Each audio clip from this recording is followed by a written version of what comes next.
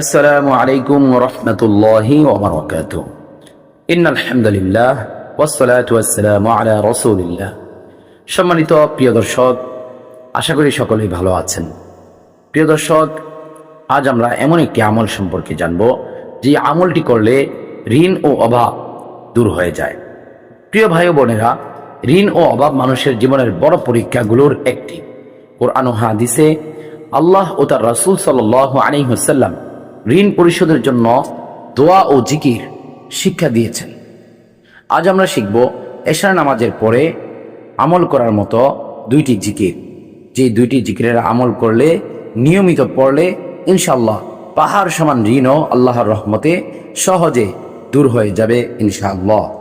সেই দোয়াগুলোর মধ্যে প্রথম যে দোয়াটি আমরা শিখব, সেই দোয়াটি হলো রাসূল করিম সাল্লাল্লাহু আলাইহি ওয়াসাল্লাম ঋণ মুক্তির জন্য শিখিয়েছেন। এই দোয়াটি হচ্ছে আল্লাহুম্মা কফিনি বিহালালিকা আন হারামিক ওয়া আগনিনি বিফাদলিকা আম্মান সিওয়াক।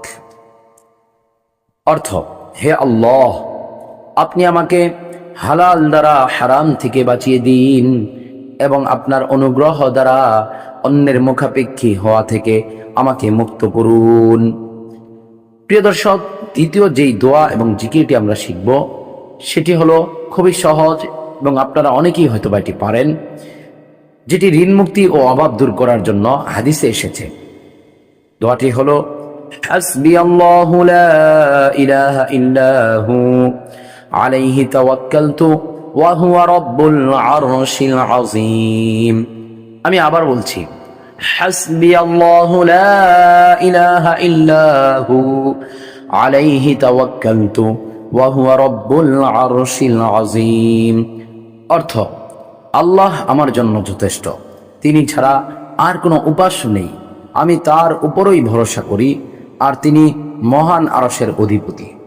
সম্মানিত প্রিয় ভাই ও বোনেরা, এশার নামাজের পর নিয়মিত এই দুইটি জিকির এবং এই দুইটি দোয়া পড়লে ইনশাআল্লাহ আল্লাহ তাআলা ঋণ পরিশোধের ব্যবস্থা করে দিবেন এবং দারিদ্রতা দূর করবেন। আল্লাহ আমাদের সবার রিজিক ও হালাল প্রশস্ত করে দিন, আমিন। ঋণ মুক্ত জীবন আমাদের সবাইকে আল্লাহ তাআলা দান করুন, আমিন। প্রিয় দর্শক, এই আমলটি শেয়ার করে অন্যকেও শিখার সুযোগ করে দিবেন ইনশাআল্লাহ।